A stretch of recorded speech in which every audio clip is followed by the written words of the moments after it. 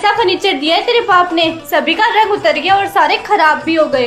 हाँ माँ जी, मेरे दहेज के फर्नीचर का रंग उतर गया, लेकिन मेरे बाप के सर से अभी तक कर्जा नहीं उतरा। मैं तेरी बाहों का झूले में पली बाप। क्या फायदा तुम्हारा पढ़े लिखे होने का, तुम्हें कुछ पता ही नहीं है, तभी सभी घर वाले तुम्हें सुनाते हैं। पति का साथ हो तो अनपढ़ औरत भी चमक उठती है, और अगर पति का ही साथ ना मिले तो पढ़ी लिखी औरत भी अपनी पहचान खो देती है।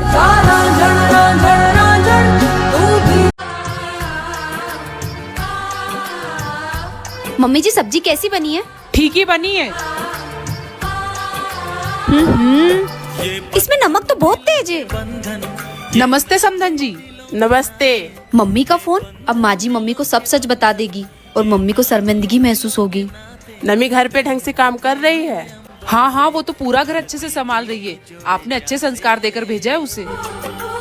आपके मुंह से मैंने इतना सुन लिया, मैं निश्चिंत हो गई। चलो मैं रखती हूँ फोन। ठीक है। मम्मी जी,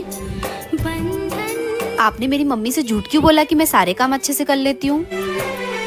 ये समझदारी तो हर सास में होनी चाहिए कि घर की बात घर में ही रहे।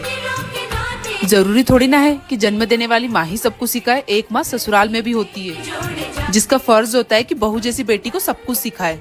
माँ जी, आपकी जैसे सास पाना तो बहुत सौभाग्य की बात है, जो अपनी बहू को बेटी जैसा प्यार और संस्कार दे। अरे बेटा, कहाँ जा रही हो? मम्मी वो पापा को चाय देने जा रही हूँ। बेटा इतना लंबा घूंघट करके? मम्मी वो पापा के सामने जा रही हूँ ना, इसलिए। बेटा कभी मायके में पापा के सामने घूंघट किया है? बिल्कुल नहीं मम्मी। तो ये भी तो तेरे पापा है ना।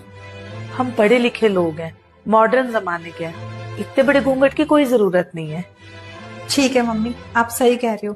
वैसे भी मुझे ना घुटन हो रही थी घूंघट से। नहीं नहीं बेटा, ये गलत है। मैंने घूंघट हटाने को बोला है, सिर से पल्लू हटाने को नहीं। सिर पे पल्लू रखना जरूरी है। क्या मैंने कभी सिर से पल्लू हटाया? नहीं ना। यही हमारे भारतीय संस्कार है, यही एक तरीका है जिससे हम अपने बड़ों को इज्जत दे सकते हैं। हाँ, आप सही कह रहे हो मम्मी, मैं समझ गई। आप क्या समझाना चाह रहे हो? सुनो, मेरा भाई थोड़ा लेट आएगा तो उसका इंतजार करना, सो मत जाना। पर दीदी रात के 11 बज गए, मुझे भूख लगी है। भूख लगी है?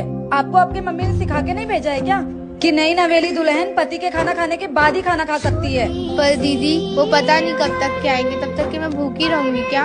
हाँ तो रहना ही पड़ेगा। जब हमारी शादी हुई थी ना तो हम भी ऐसे ही भूखे रहते थे। ठीक है दीदी, तब तक के मैं आराम कर लेती, जब तक के वो नहीं आते। आराम नहीं करना है, मेरे भाई का इंतजार करना है जब तक वो नहीं आ जाता। जी दीदी। पता नहीं क्या रिवाज है ये, पता नहीं कब आएंगे वो। एक तो भूख लगी है, ऊपर से नींद भी इतनी आ रही है। क्या शादी के बाद भूखे प्यासे भी रहना पड़ता है? ये कैसा जुर्म है बहुओं पर? ऐसे रीति रिवाज के चक्कर में न जाने कितनी रात बहुएं भूखे पेट सो जाती हैं। सुनो, मेरा भाई थोड़ा लेट आएगा तो उसका। बहू, तू रात के 12 बजे बेटा किचन में क्या कर रही थी? वो मम्मी जी ये रात को लेट आए थे तो इनको खाना गर्म करके दे रही थी। बहू, तेरी खुद की नजरों में तेरी इज्जत है कि नहीं? तेरी सेल्फ रिस्पेक्ट बची है कि नहीं? है मम्मी जी। क्या जरूरत है आधी रात को उठ के खाना देने की? वो खुद नहीं लेके खा सकता।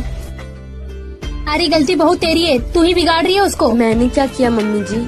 हर दूसरे तीसरे दिन तो वो दोस्तों के साथ पार्टी करने जाता है और तू तो रात को खाना ऐसे देती है जैसे कि वो जंग जीत के आया है। मैं क्या करूं मम्मी जी? तू बहू कुछ मत कर, तू हाथ पे हाथ रख के बस बैठे रहे। आज तो ये दोस्तों के साथ लेट नाइट घूम के आ रहा है, कल शराब पी के आएगा, कल को तेरे साथ मारपीट भी करेगा ना, तो फिर आके मुझे मत बोलना। आप ही बताओ मैं क्या करूं मम्मी जी?